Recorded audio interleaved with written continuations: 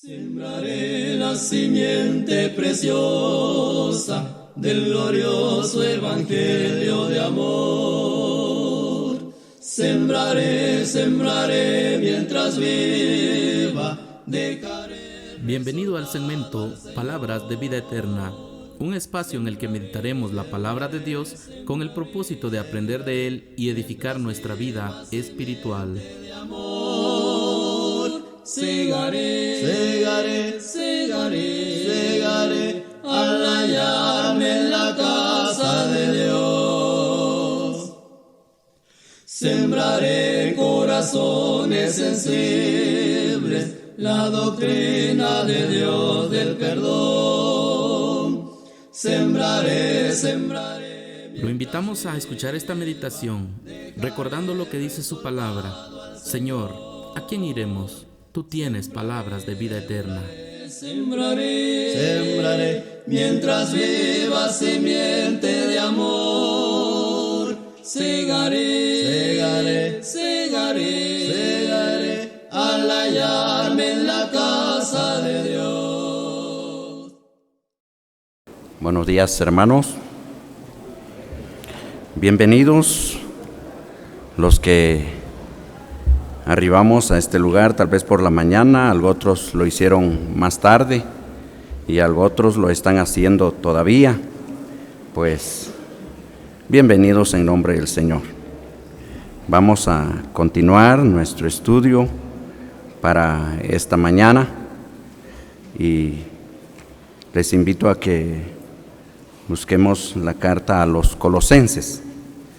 Parece que va a ser ahí la base de nuestro estudio para esta mañana, siempre hablando con respecto a lo que es la reconciliación.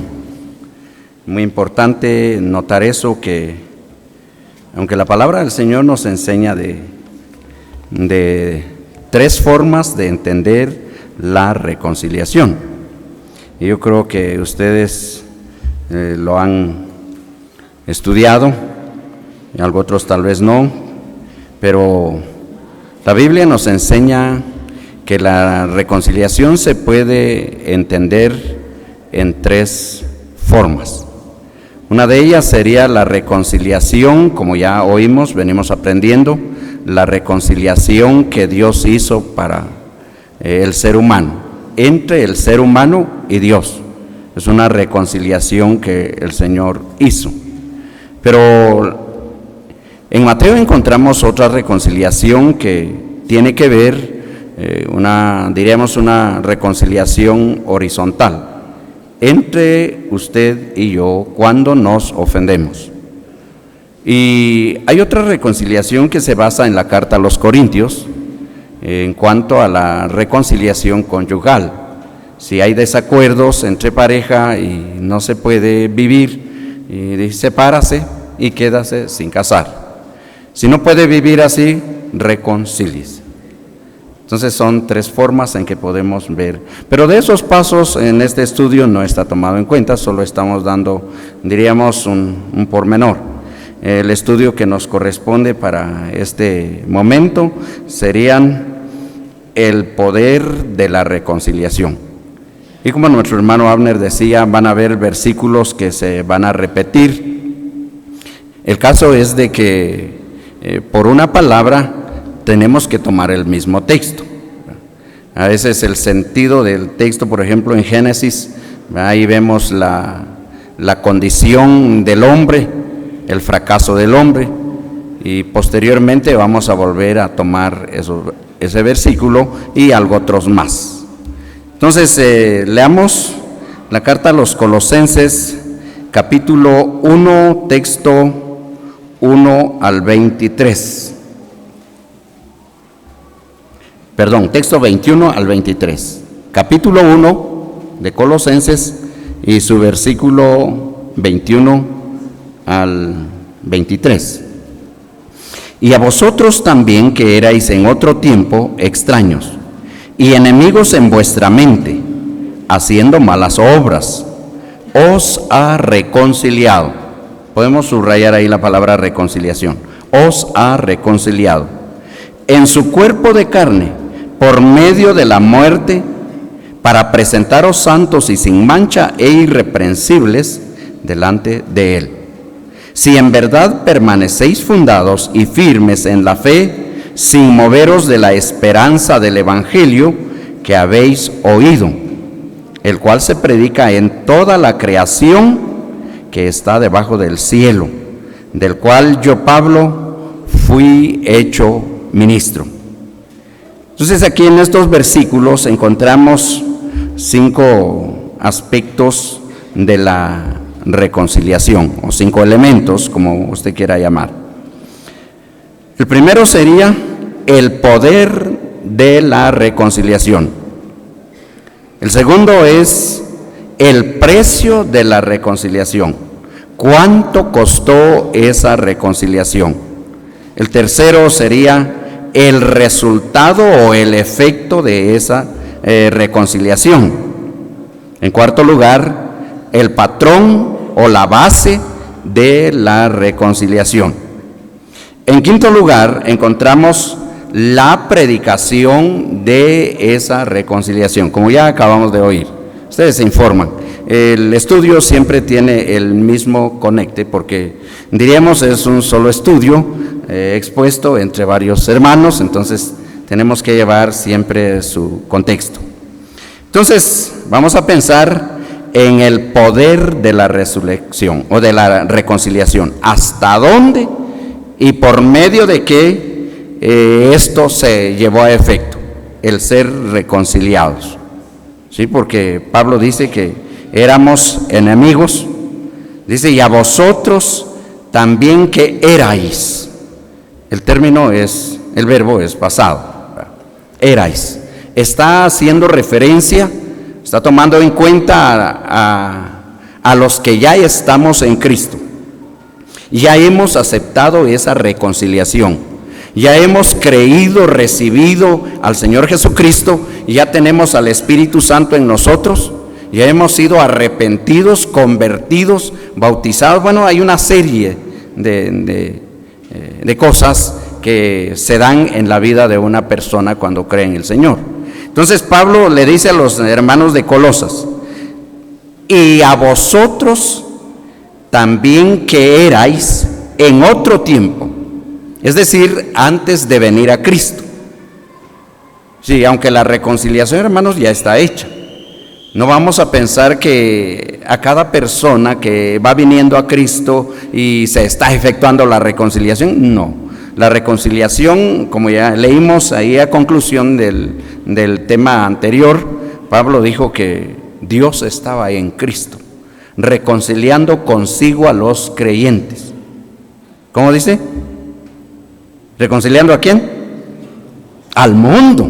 Entonces el Señor Jesucristo vino a morir por todo el mundo, no vino a morir por algunos. Entonces la reconciliación se hizo para toda la humanidad. Ahora depende de la persona que querrá apropiarse, recibir esa reconciliación, aceptarla, para dejar de ser extraño, para dejar de ser enemigo o enemigos en la mente, haciendo malas obras. Si es la actitud de una persona sin Dios, lejos de Dios, separado de Dios, haciendo malas cosas, malas actitudes, pero a pesar de eso, la Biblia dice, ahora os ha reconciliado. Entonces la reconciliación está hecha y depende ahora de la persona que quiera aceptarla. Entonces, hermanos, nosotros que éramos en otro tiempo enemigos, extraños, ahora ya somos hijos de Dios. Entonces, para poder entender el poder de la reconciliación, hasta dónde se ve el efecto, tenemos que conocer la condición del hombre en todas sus dimensiones de pecador. ¿Hasta dónde? El pecado, como el Señor dijo, el pecado, Pablo dijo, el pecado sobreabundó. O el pecado abundó, sobreabundó la gracia. Así dice el texto. Entonces, se ve el efecto del poder de la reconciliación, a pesar de ser el hombre tan pecador, el peor de todos, el estar ya inclinado hacia el infierno, la reconciliación tiene el poder, la autoridad para pasarlo a la familia de Dios. Entonces es muy importante ver nosotros el estado del hombre en el estado pecaminoso. Bueno, vamos a mirar 5 características del estado del hombre en pecado. El primero sería extraño, como venimos viendo, extraño. Y el segundo es ser enemigo de Dios. El tercero es estar muertos en pecado. Y el cuarto sería ajenos de la vida de Dios. En quinto lugar sería hijos de ira. Entonces vamos a ir por pasos, viendo ahí en primer lugar la palabra extraño. La palabra extraño a Dios, esto significa que el hombre en su estado de pecador está separado de Dios, es ser un extraño, está lejos de Dios. Sí, es un extraño, uno que no es conocido. ¿Por qué? Porque Dios es santo y Dios no se relaciona con una persona, vamos a decir, o con el pecado. Con la persona sí, con el pecado no. Porque Dios es santo y Él siempre pide santidad. Entonces, por eso el hombre es extraño, que es estar separado en el pecado, no tiene ninguna comunión con Dios, porque Dios es santo, el hombre está distanciado. Entonces no pasemos por alto lo que leímos, no sé si ustedes estuvieron anotando, lo que leímos en Génesis, capítulo 2 o capítulo 3, versículo 23. Ahí en la lectura leíamos: y lo sacó Jehová del huerto del Edén. Cuando el hombre pecó, cuando Adán pecó, fue separado de Dios. Dios lo sacó del huerto. El texto 24 dice: echó pues fuera al hombre. Eso es lo que hizo el pecado: separar, distanciar, descomunicar. Adán ya no se comunicaba con Dios, porque se había tomado una naturaleza en contra de la naturaleza que Dios le había dado. Una naturaleza no pecaminosa. Adán se comunicaba con Dios fácilmente, se relacionaba con Él. Pero cuando Adán pecó, entonces él empezó a caminar contra la corriente y tomó la naturaleza pecaminosa que para él le era tan fácil pecar como nos lo es a nosotros. ¿Quién tiene maestro para pecar? Desde niño, nadie. Pero para hacerlo bueno, sí, ahí está, mire que así, que así. Entonces Adán cuando estaba en el huerto se comunicaba con Dios fácilmente, como nos es a nosotros fácil respirar. ¿A quién le cuesta respirar? ¿A nadie? No nos cuesta nada respirar. Y Adán, como tenía su naturaleza no pecaminosa, se relacionaba con Dios fácilmente.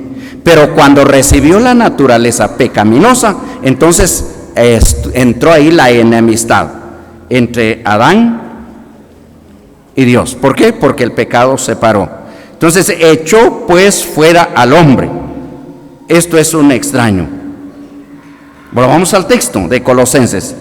Pablo dice: y a vosotros también que erais en otro tiempo extraños, estábamos distanciados, separados, enemigos en vuestra mente, haciendo malas obras, os ha reconciliado. Erais. Los que ya estamos en Cristo ya no somos extraños, ya somos hijos de Dios, somos de la familia, ¿sí? Pasamos a formar parte de esa familia de Dios. Pero antes sí éramos extraños, enemigos. Vamos a entrar ya a esa palabra, a esa característica de ser enemigos. Ahora, ¿cómo se presenta un enemigo? Yo no sé si cuando está en el mundo tuvo enemigos, o hasta hoy tiene usted su enemigo por ahí. Cuando uno es enemigo o tiene a un enemigo, no quiere entrevistarse.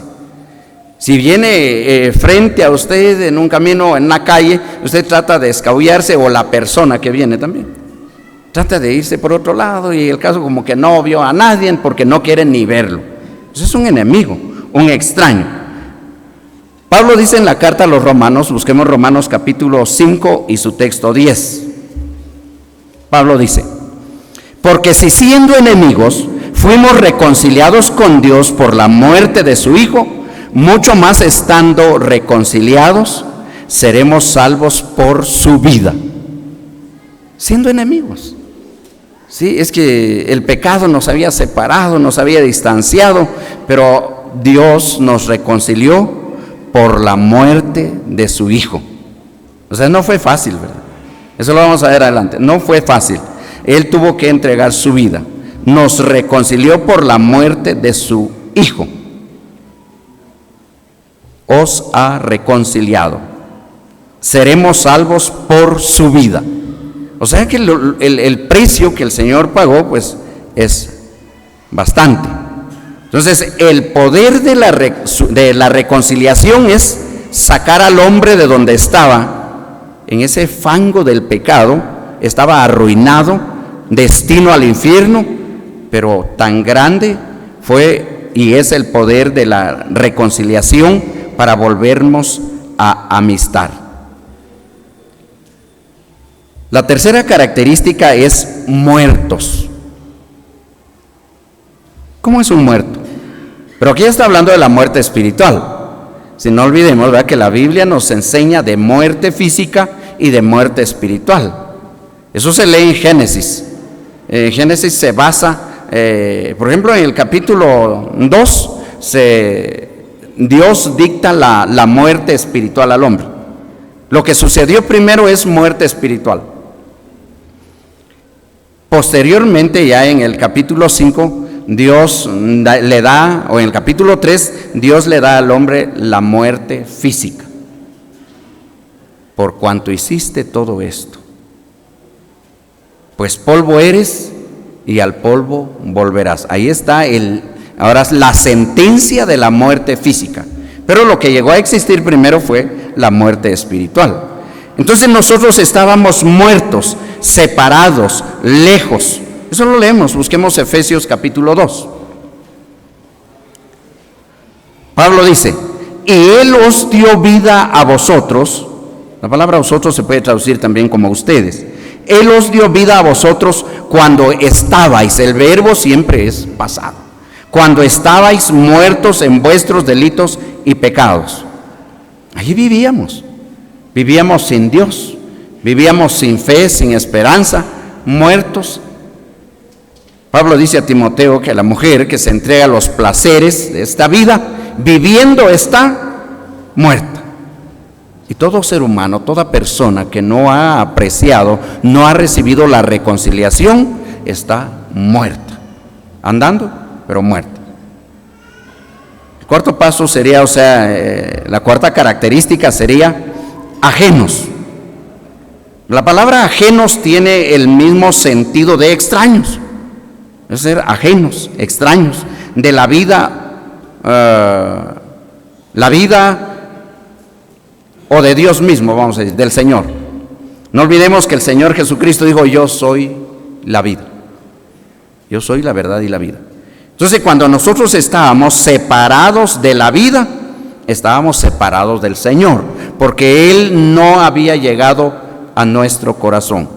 No le habíamos dado la oportunidad para que Él habitara en nuestro corazón. No teníamos la vida, ajenos de la vida, lejos de la vida. La quinta característica es ser hijos de ira. Aunque normalmente, a la verdad, no hay una persona que responda a este nombre, ira. No hemos conocido una señora que le hayan llamado así. Yo creo que a usted no le gustará llamarle a su hija ira. Pero normalmente la madre de los pecadores, de nosotros antes de llegar a Cristo, era la ira. Hijos de ira. Y dice Pablo a los Efesios, busquemos el capítulo 2 y el texto 3. Dice: entre los cuales todos nosotros vivimos en otro tiempo, en los deseos de nuestra carne, haciendo la voluntad de la carne, y éramos por naturaleza hijos de ira, lo mismo que los demás. Ahí vivíamos. Pero ahora os ha reconciliado. Y eso es lo importante. Entonces no debemos de pasar por alto, ¿verdad?, lo que el hombre es sin Dios.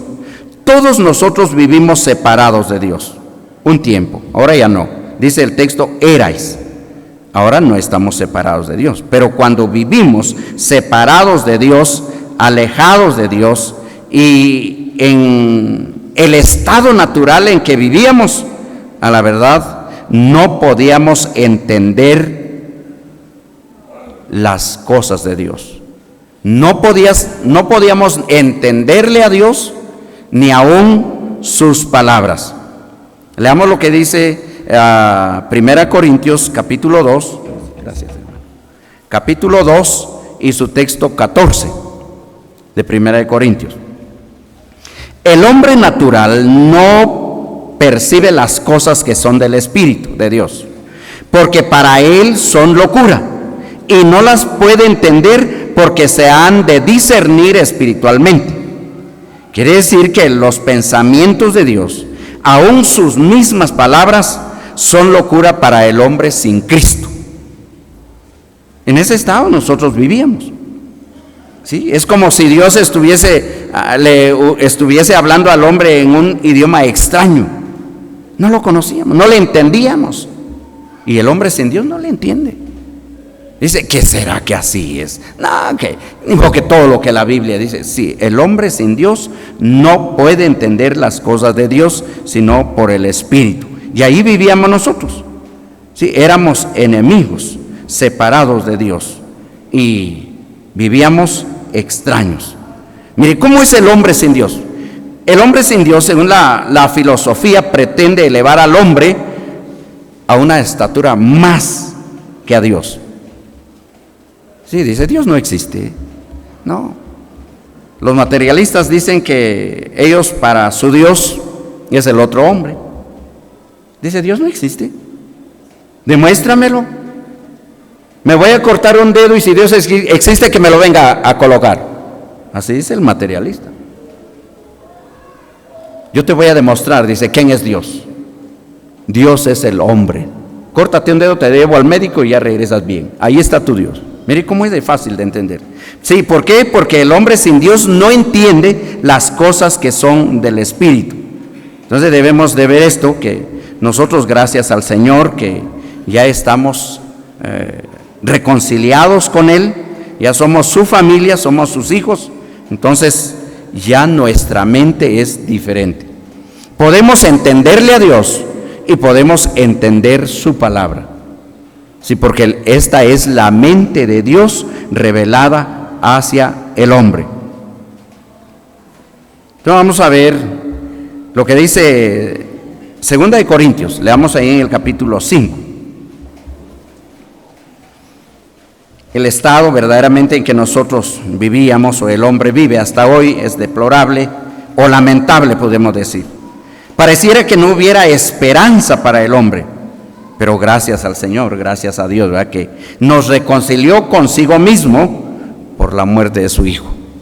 Repitamos ahí esa lectura, ya leímos ese texto, como dijimos al principio. 5:19 dice, que Dios estaba en Cristo reconciliando consigo al mundo, no tomándoles en cuenta a los hombres sus pecados.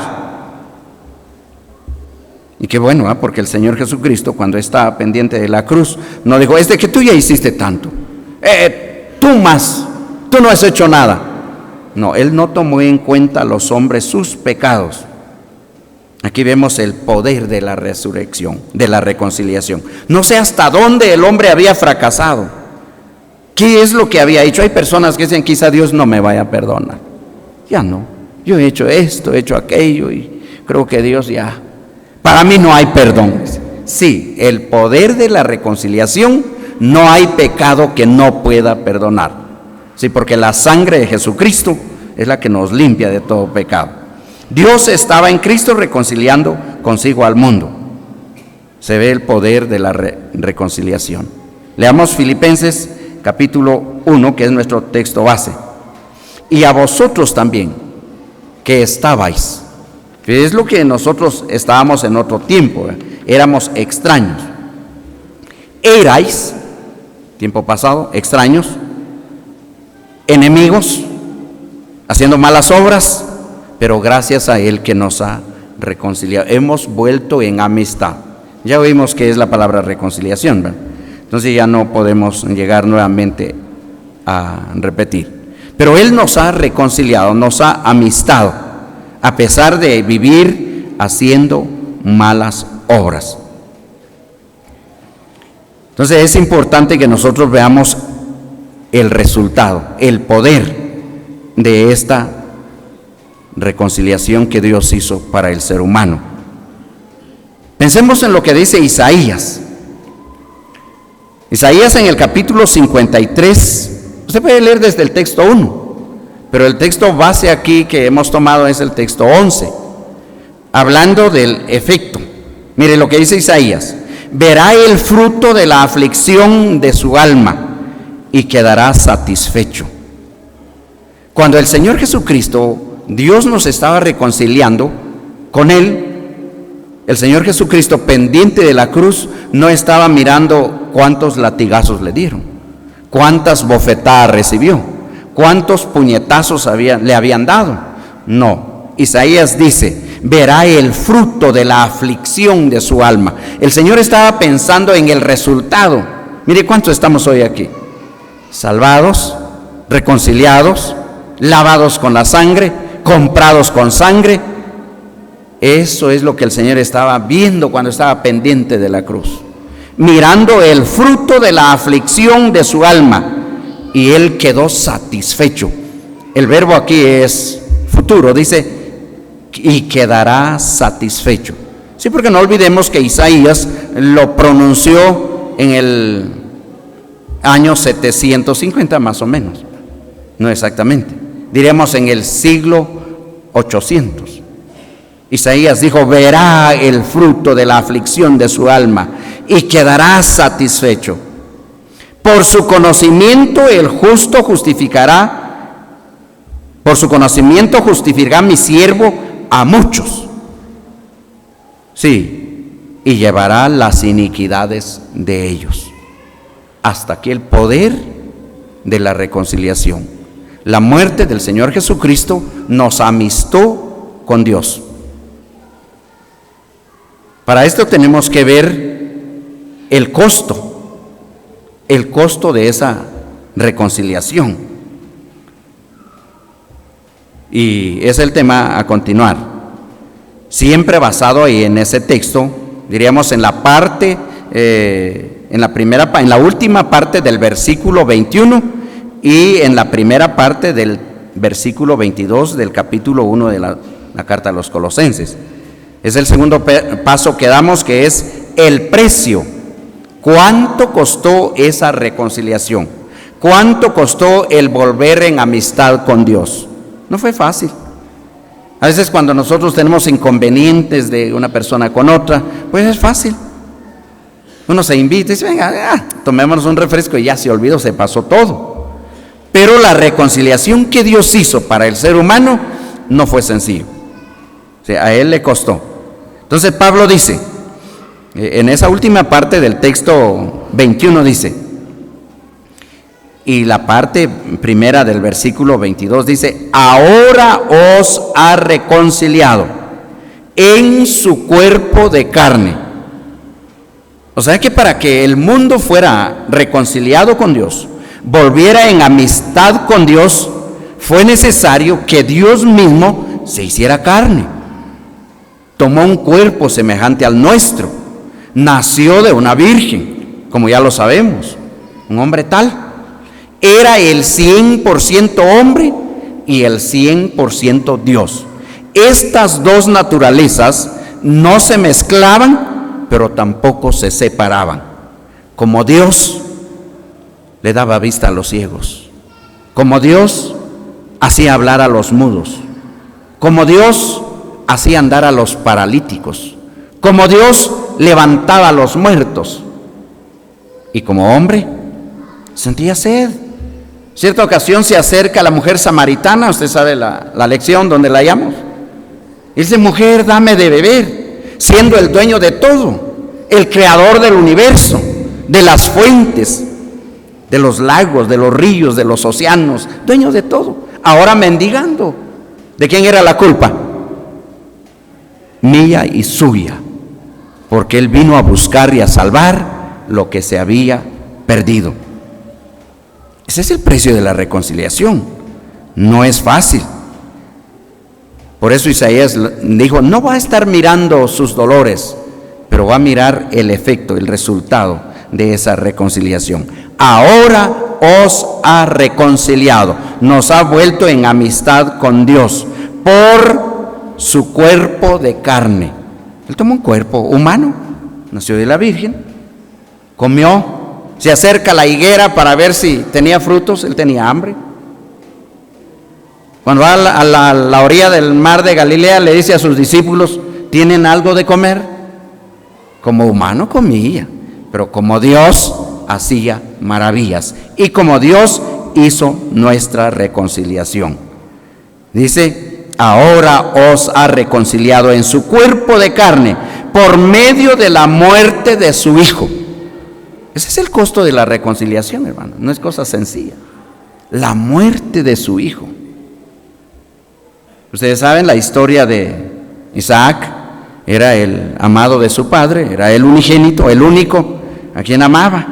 Pero Dios le dice, dame a tu hijo, tu único, a quien amas. Vete a tierra de Moria, ofrécelo ahí, en holocausto.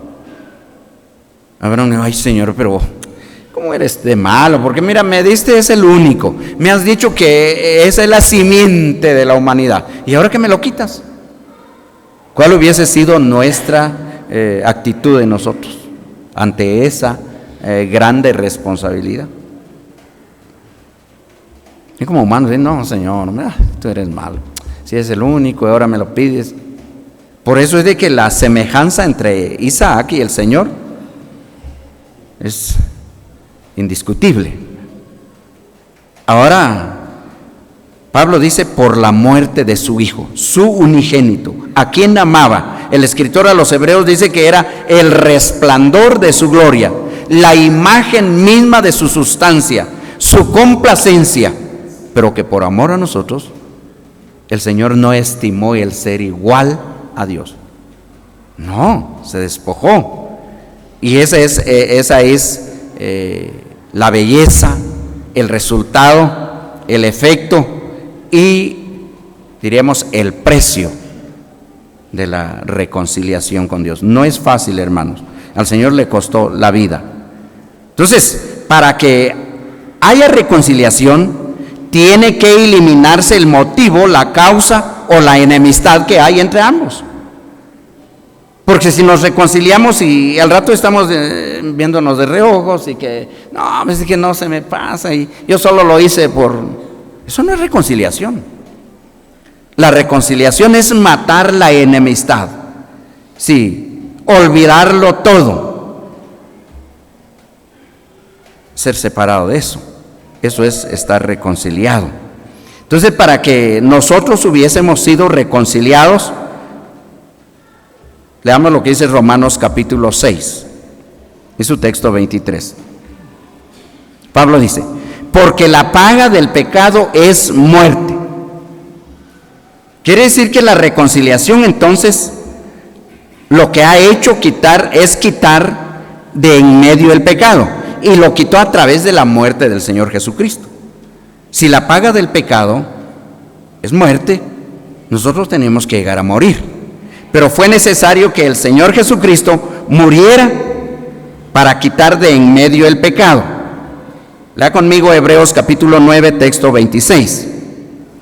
De otra manera le hubiera sido necesario padecer muchas veces, desde el principio del mundo. Pero ahora en la consumación de los siglos se presentó una vez para siempre por el sacrificio de sí mismo, para quitar de en medio el pecado. Oímos en la primera exposición que lo que hacía el Cordero era llevado a cada año. ¿Pero qué hacía el Cordero? no quitaba el pecado. Fíjense que la palabra hebrea para cubrir es la palabra kafar. Bueno, hermano, no estamos aquí, para usted alguien puede decir, no, pero es de que, ¿por qué están pronunciando esos términos, como decía nuestro hermano Abner? ¿Saben por qué, hermanos? Porque la Biblia no se escribió en español, no olvidemos eso. La Biblia se escribió en hebreo, en griego, partes en arameo y en latín.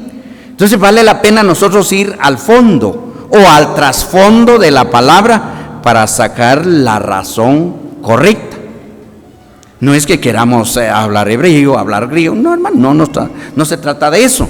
Se trata de sacar la raíz para poner ahora sí en evidencia lo que el texto original quiere decir. Dice que lo que hacía la sangre del cordero era cubrir, kafar, cubrir, y a cada año se hacía memoria de los pecados, memoria. Pero cuando el Señor Jesucristo vino, Él vino a realizar ya no solamente, no el kafar, no el cubrir, sino el quitar de en medio el pecado a través de su sacrificio. Pero para quitar el pecado de en medio de los pecadores, nuestro Dios tuvo que ocupar a alguien que no era pecador, porque si hubiera sido pecador, pues cualquiera hubiera muerto.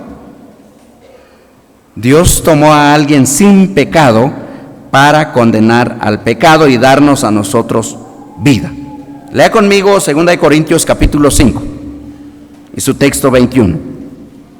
La Biblia dice: al que no conoció pecado, por nosotros lo hizo pecado, para que nosotros fuésemos hechos justicia de Dios en él. Al que no conoció pecado. ¿Quién fue ese? ¿Quién fue él? El Señor Jesucristo. No conoció pecado, no se halló engaño en su boca, como Pedro lo dice también. Pero ¿qué pasó? Dios lo hizo. No es de que el Señor Jesucristo hubiera hecho pecado, no, Dios lo hizo pecado para que nosotros fuésemos hechos justicia de Dios en él. Nuestro Dios es el que aplicó la justicia correcta, la única justicia, para que nosotros, estando muertos a los pecados, viviésemos por la herida del Señor Jesucristo. Entonces Pablo está diciendo que al que no hizo pecado, no conoció pecado, por nosotros Dios lo hizo pecado, el justo, por los injustos, para llevarnos a Dios. Este es el precio de la reconciliación. Tuvo que haber derramamiento de sangre, tuvo que ejecutarse la muerte, para que nosotros, estando muertos, nos dio vida. Entonces hubo alguien que muriera por nosotros en la cruz, como lo dice el himnólogo. Hubo quien por mis culpas muriera en la cruz, tan indigno y vil como soy. Hermanos, no somos dignos de estar aquí, realmente no. Pero por la gracia, misericordia de Dios y la reconciliación que ha hecho por la muerte de su Hijo, hoy somos hijos de Dios. Y cantamos con toda facultad. Somos hijos de Dios, somos perdonados por su vida. Entonces el precio de la reconciliación es la vida del Señor. Lea conmigo 1 Pedro capítulo 3 y su texto 18. Porque también Cristo padeció una sola vez por los pecados, el justo por los injustos, para llevarnos a Dios. El precio entonces que pagó el Señor por la reconciliación es su vida. Sí, es un precio sumamente elevado que le costó la vida al Señor Jesucristo. Si no fue fácil. Sí, el costo de nuestra reconciliación es la muerte de su Hijo. Él padeció una sola vez. En contexto o en contraste del Cordero. Fíjense que el Cordero una vez a cada año, y no era el mismo, porque el que se mató hoy, a 360 días va a ser otro. Y lo que va a hacer la sangre del Cordero es cubrir, tapar el pecado. Pero cuando ya el Señor Jesucristo vino y Él entregó su vida por nosotros, entonces Pedro está diciendo que padeció una sola vez. No hay la necesidad de que Él padezca a cada año, porque lo realizó una vez y para siempre. Lea conmigo lo que dice Juan capítulo 10, texto 17. Por esto me ama el Padre. ¿Por qué? Porque yo pongo mi vida para volverla a tomar. Mire, la autoridad que tuvo el Señor Jesucristo. Dice, yo pongo mi vida para volverla a tomar. Quiere decir que nadie le quitó la vida. Yo no sé si alguna vez usted lo dijo, pero su servidor lo dijo. Y dije, bueno, de veras esos judíos fueron tan malos que mataron al Señor Jesucristo. Y yo no sé si usted ya lo dijo, ya lo hemos dicho. Es que tan malo que eran, lo mataron. La Biblia dice que nadie mató al Señor Jesucristo. Él entregó su vida por nosotros. Vale la pena, ¿verdad? Muy importante ver eso.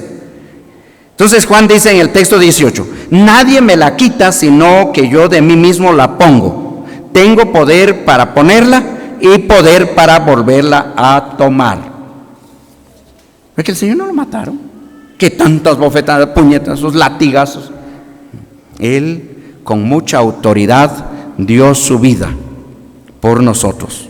Es muy importante ver eso. Dice, según el mandamiento que recibí de mi Padre. Dice en el versículo 13 del capítulo 15 de ahí del mismo libro de Juan, nadie tiene mayor amor que este, que uno ponga su vida por sus amigos. ¿Pero éramos amigos de Dios? No, éramos enemigos, pero Él nos toma como amigos, porque tan grande es el amor de Dios. Yo no sé si ustedes saben ese himno, un himnólogo se inspiró y dijo, tan grande el amor de Dios, que llena toda la tierra, doquiera está su justicia. ¿Sí? Levanta al enfermo y ayuda al necesitado. Tan grande el amor de Dios. Hermanos, nosotros a la verdad estábamos perdidos, arruinados, muertos, pero ahora os ha reconciliado. Pero el costo de la reconciliación es la vida del Señor Jesucristo. Efesios 1:7 dice, en quien tenemos redención por su sangre, el perdón de pecados, según las riquezas de su gracia. Todo esto se efectuó por gracia. Leemos en Hebreos 9:12, dice, y no por sangre de machos cabríos, ni de becerros, sino por su propia sangre, entró una vez para siempre en el lugar santísimo, habiendo obtenido eterna compra. Pero fue por su sangre, fue por su vida, habiendo obtenido eterna redención. El texto 22 dice, y casi todo es purificado según la ley con sangre. Sin derramamiento de sangre no se hace remisión de pecados. No se hacía, pero era con sangre de animales, con sangre de corderos, como oímos. El cordero lo mataban y esa sangre cubría los pecados. Pero cuando el Señor Jesucristo vino, dice el texto 4 del capítulo 10 de la carta a los Hebreos, porque la sangre de los toros y de los machos cabrillos no pueden quitar los pecados. No, solo la sangre del Señor sí pudo quitar el pecado, limpiarnos de toda maldad, separarnos del pecado y hacernos hijos de Dios. Quiere decir que nuestro Dios, cuando el Señor Jesucristo ya estaba pendiente de la cruz, aún no había pronunciado las palabras consumado es, no se había roto el velo del templo. Saben ustedes que el templo se dividía en dos secciones, el lugar santo y el lugar santísimo, y ese velo, según los historiadores, dicen que tenía el grosor aproximadamente de 10 centímetros, pero cuando el Señor Jesucristo dijo consumado es, ese velo se rasgó en dos de arriba abajo, dando a entender que una mano invisible lo hizo, quitando el lugar santo, dando libertad a que los que estaban en el lugar santo entraran al lugar santísimo, no del templo, ahora al lugar santísimo de la presencia del Señor. Entramos con nuestra adoración, con nuestra gratitud, con nuestra alabanza, a través de esa reconciliación que el Señor ha hecho a través de la muerte de su Hijo. ¿Estamos agradecidos con el Señor, hermanos? Una reconciliación excelente, una reconciliación que no lo hizo un humano, no lo hizo con sangre de machos cabríos ni de becerros, lo hizo con la sangre del Señor Jesucristo. Ojalá que esto nos ayude, estemos pensando en ello, y que esta lección pues sea para despertar nuestros ánimos y cada uno poder darle más realce a lo que la Biblia nos ha enseñado. Que el Señor nos bendiga en esta mañana. Sembraré la simiente preciosa del glorioso evangelio de amor. Sembraré, sembraré mientras viva. Hemos llegado al final de esta meditación, confiando que la palabra de Dios ha sido de bendición para su vida personal. Sembraré mientras viva simiente de amor. Segaré, segaré, segaré, segaré al hallarme en la casa de Dios. Sembraré corazones sensibles la doctrina de Dios del perdón. Sembraré, sembraré. Lo invitamos a estar atento a nuestras próximas transmisiones, también a compartir nuestro contenido para poder llevar la palabra a más personas. Que Dios los siga bendiciendo. Mientras viva simiente de amor, segaré, segaré, segaré,